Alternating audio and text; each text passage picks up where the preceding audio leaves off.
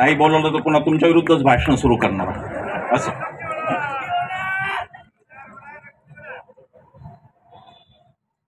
मी म्हणालो की खरं आत्ता सभा झाली, पुन्हा पुन्हा लोकांवर आपण स्वतःला लादावं का, असा एक विचार माझ्या मनात आला.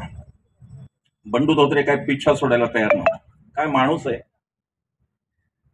एवढी तटबंदी केली, एवढं सगळं काम लोकभावनेतून, असे कार्यकर्ते पाहिले ना की वाटतं किती वेळा ते मी पुन्हा येईन न म्हणताही मी आलो पुन्हा तुमच्यासाठी. आधी जी सभा झाली त्यातले मुद्दे थोडे वेगळे असतील असा प्रयत्न करेन. पण मी एक सांगतो, कालच उमेदवारी जाहीर झालेल्या सुधीर भाऊंची झोप ही सभा पाहून आज उडणार, एवढं मात्र मला नक्की. कालच त्यांची उमेदवारी जाहीर झाली. महाराष्ट्रामध्ये चंद्रपूर ही पहिली जागा आहे जिथे दुसरी सभा होती आहे. पण याच्यापेक्षा एक वेगळी जागा आहे सिंधुदुर्गची. तिथे एक वडील आणि 2 मुलं असे 3 जण असल्यामुळे तिथे 3 सभा आम्ही घेतल्या. ते 2 छोटे छोटे मुलं बोलतात सारखं, तुम्हाला माहिती आहे. पोलीस आम्हाला तिथे गेले की नोटीस दिली पोलिसांनी, प्रक्षोभक बोलू नका. मी म्हणलं हे आधी वडील आणि 2 छोट्या मुलांना सांगा, मग आम्हाला सांगा. ते प्रक्षोभक बोलण्यासाठी ते आहेत, आम्ही कशाला येऊ पुन्हा बाहेरून, आमची काही गरज नाही.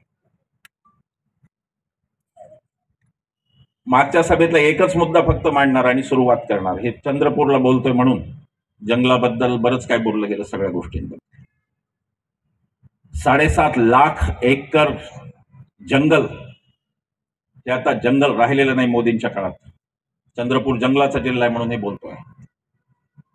मागच्या वेळेला 24 तारखेला मी जेव्हा इथे आलो होतो व्याख्यानाला, त्यावेळेला ते ताडोबा महोत्सवाचे सगळीकडे फोटो लागले होते. वाघाचा फोटो आणि सुधीर भाऊंचा फोटो, वाघाचा फोटो आणि सुधीर भाऊंचा फोटो. ही नरेंद्र मोदी संस्कृती आहे.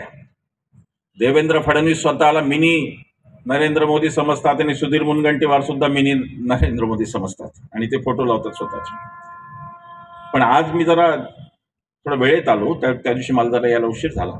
आज थोडा वेळेत आलो तर मला 4 धुराडी छोटी आणि 2 धुराडी मोठी दिसली इथली वीज केंद्रातली, तुमच्या वीज बनवणाऱ्या केंद्रातली. आणि सुधीर भाऊंनी जेवढा ताडोबा महोत्सवाला खर्च केला तेवढ्या त्याच्यात प्रदूषण नियंत्रणाची यंत्रणा नक्की बसली असती असं मला वाटतं. माणसं मरतायत, शेतकरी आत्महत्या करतायत आणि यांचे महोत्सवच थांबत नाहीत. जंगल वनमंत्री सुधीर भाऊ एवढी वर्षेत आधी पण होते, सांस्कृतिक मंत्री पण होते. महाराष्ट्राची संस्कृती कोणती सुधारली तेही माहीत नाही आणि जंगलांसाठी काय केलं तेही कोणाला माहीत नाही.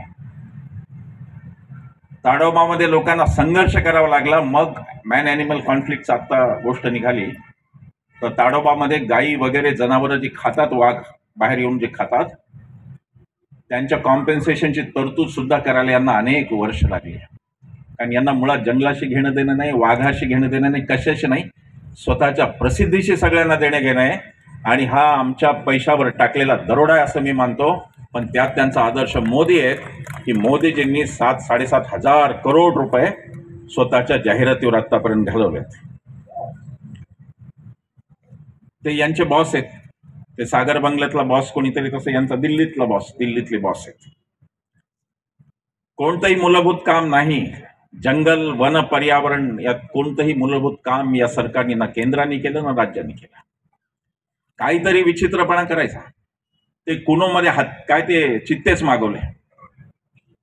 काय मोदींनी सांगितलं की चित्ते छान राहणार तिथे, ते तसे ऐकायला ते का भाजपचे नेते आहे का तुमचे? ते चित्ते आहेत. 20 चित्ते आणले होते, त्यातले 10 आता मेलेले. ते अट्टहासाने आणले. खरं म्हणजे यांच्यावर वन्यजीवांना मारण्याचा गुन्हा नोंदवला पाहिजे खरं तर यांच्या. कोणी सांगितलं होतं पुण्यातून चित्ते आणायला? कोणता तज्ज्ञ म्हणला होता? सगळे तज्ज्ञ भीती व्यक्त करत होते वाल्मिकी थापर यांच्यापासून की हे इथे जगणार नाहीत. कारण एक काहीतरी विशिष्ट अशी स्थिती असते, भौगोलिक स्थिती असते, नैसर्गिक स्थिती असते, त्यातच हे चित्ते जगतात. उद्या कांगारू जर आणले ऑस्ट्रेलियामधून चंद्रपूरच्या उन्हात 40 डिग्री, तर जगणार आहेत का ते? पण कोणताही विचार करायचा नाही, फक्त माझा फोटो कसा येईल ते बघायचं. तुम्ही पाहिलं त्यावेळेला मोदीजींचा वेशभूषा केली नाही. ज्याच्याजवळ काहीतरी अजेंडा आहे, ज्याच्याजवळ काहीतरी कार्यक्रम आहे, तो वेशभूषा करत नाही. पुनोचे चित्ते नाही आणले डॉक्टर मनमोहन सिंगांनी. मनमोहन सिंगांनी वनाधिकार दिले आदिवासींना, की आता वनाचं रक्षण करायची जिम्मेदारीच आदिवासींची आणि तिथली उपज पण त्यांची. ही लोकशाहीची प्रक्रिया मनमोहन सिंगांनी जंगलांच्या बाबतीत केली.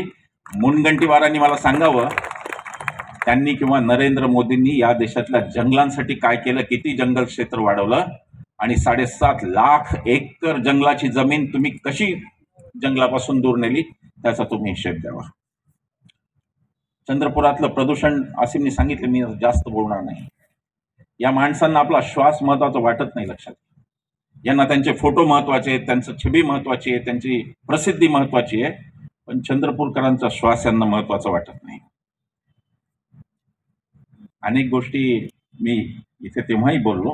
प्रदूषण नियंत्रण मंडळाच्या भूमिकेवर आसिमने प्रश्नचिन्ह केलं. खरोखरच आहे की आमच्यासारख्यांना बाहेरून येणाऱ्या माणसाला जर धुराडी दिसतात, ती या प्रदूषण नियंत्रण मंडळाला कशी दिसत नाही याचं आश्चर्य आहे. आणि आता त्या मंडळाचं सुद्धा वाटोळं करायचं ठरवलेलं आहे. परवा ते रामदास कदम काहीतरी त्यांनी धमकी दिली, घाबरून दुसऱ्या दिवशी त्यांच्या मुलालाच त्या प्रदूषण नियंत्रण मंडळाचा अध्यक्ष केलं, सिद्धेश कदम म्हणून. 25 वर्षाचा अनुभव आवश्यक असतो त्या पदासाठी. 41 वर्षाच्या पोरांनी जसं काही 16 वर्षीच काम सुरू केलं असं ते देऊन टाकलं त्यांना. सगळ्या परीने वाटोळ करण्याचा बिडा उचललाय. नको ती माणसं नको त्या ठिकाणी येत आहे. सिद्धेश कदमचं क्वालिफिकेशन काय, शिक्षण काय, अनुभव काय, काही संबंध नाही. दिलं आणि घेऊन टाकलं. एकनाथ शिंदे यांनी सांगावं, देवेंद्र फडणवीस यांनी सांगावं, नाही तर अजितदादांनी सांगावं, या सरकारचं एक चांगलं काम कोणतं ते त्यांनी सांगावं. आम्ही सभा करणं सोडून देऊ. एकही काम चांगलं नाही. जे काही करायचं ते मोडतोड करायची. आणि या सभा का होत आहे ते लक्षात घ्या. त्याचं कारण काल त्या भारतीय जनता पक्षाच्या अनंत हेगडे नावाच्या खासदारांनी काल सांगून टाकलं. त्या खासदारांनी असं सांगितलं की 400 पार आम्हाला याच्यासाठी पाहिजेत की आम्हाला घटनेत बदल करायचा आहे. घटनेत बदल करायचा म्हणजे काय? घटनेत बदल करायचा म्हणजे फक्त राखीव जागा संपवायच्या नाहीत. त्या भ्रमात असेल तर त्यातून बाहेर या. राज्यघटना ही काही फक्त बाबासाहेबांनी दलित समाजासाठी लिहिलेली नाही. राज्यघटना तुमच्या माझ्या आई बहिणीसाठी लिहिली, जी मनुस्मृतीमध्ये शूद्र होती तिच्यासाठी राज्यघटना. आणि ती एकदा काढायची ठरवली की तुमचं आमचं व्यक्ती स्वातंत्र्य गेलं, व्यक्त व्हायचं स्वातंत्र्य गेलं. हा देश वेगाने रशिया आणि उत्तर कोरियाच्या मार्गावर चाललेला आहे, जिथे किम जोंग सुद्धा निवडणुका घेत नाही, पुतीन सुद्धा निवडणुका घेत नाही. म्हणजे निवडणुका होतात, पण पुतीन यांचा पक्ष सोडून दुसऱ्या कोणत्याही पक्षाला उभं राहण्याचा अधिकार नाही. आणि जर कोणी अपक्ष उभे राहिला तर पुतीन त्याला गायब करतो. तेच तो किम जोंग करतो. भारत तिकडेच चाललाय, एकपक्षीय आणि एकनेतीय लोकशाहीकडे चाललाय. आणि म्हणून या सगळ्या सभांचं प्रयोजन हे फक्त लोकशाही आणि संविधान वाचवणं एवढंच आहे. यापेक्षा कोणतंही वेगळं प्रयोजन नाही. आम्हाला कोणी स्पॉन्सर नाही. आता बंडू भाऊनी ग्रुपवर पाहिलं तुम्ही, आपण एक ग्रुप करतो व्हॉट्सअपचा, लोक त्याच्यात पैसे गोळा करतात. मला कौतुक करायचंय त्या रिक्षावाल्या भावांचं. 250 रिक्षावाल्या भावांनी स्वतःच्या खर्चाने फलक लावले मागे स्वतःची गाडी. एकही घटक समाजातला गोर गरीब 100 रुपयापासून देणग्या त्यात आहेत. 100 रुपयापासून 100 रुपये कमीत कमी देणगी त्याच्यात आहे. एकही घटक समाजाचा असा नाही जो पेटून इथे आलेला नाही. सिन्नरमध्ये पहिला हल्ला माझ्यावरती झाला, त्याच्यानंतर आमच्या मागे आंबेडकरी जनता कणखरपणे उभी राहिली. ती मुलं जी बेकार आहेत, नोकरी नाहीये त्यांच्याकडे, व्यवसाय नाहीये, हातात पैसे नाहीत, काम नाही हातात, सुशिक्षित बेकार मुलं आहेत. ती मुलं प्रेमाने आम्ही ज्या गावी जातो त्या गावाच्या वेशीपर्यंत आम्हाला घ्यायला येतात आणि सभा झाल्यावर वेशीपर्यंत सोडायला काय येतात ही मुलं? कोण लागतो आम्ही त्यांचे? आम्ही काही सत्तेत नाही, आमच्याकडे कोणती पदं नाहीत. आम्ही कोण लागतो त्यांचे? का त्यांनी करावं? आम्ही त्यांना नोकऱ्या देऊ शकत नाही, काही देऊ शकत नाही.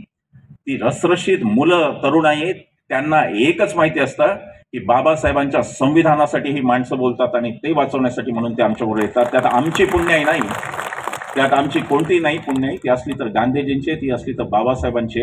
या देशातल्या युवकाला आता ते वाटतं, जिथे जेव तिथं अनुभव येतो. काय सुरू झालं? आमचंच आम्हाला आश्चर्य वाटतं की हे घडलं कसं. आम्हाला कळत नाही खूप वेळा की हे घडलं कसं. 50, 60, 100च्या बैठका फक्त माणसांच्या. नगरमधली आमची बैठक 60-70 लोकांची. आणि आज ही तुम्ही गर्दी पाहताय, इथपर्यंत ही आंदोलन आलं, ही चळवळ आली, त्याचं श्रेय आमचं नाही. ज्ञानेश्वर महाराजांनी म्हणलेले ज्ञानेश्वर की अखंड अगरवता असती तया ते विनयो हेची संपत्ती, ते जय जयकारही अर्पिती माझ्याची ठाई. हे सगळे जय जयकार तुम्हाला अर्पण आहेत, आमचे यात काही नाही. आम्ही फक्त निमित्त मात्र आहोत.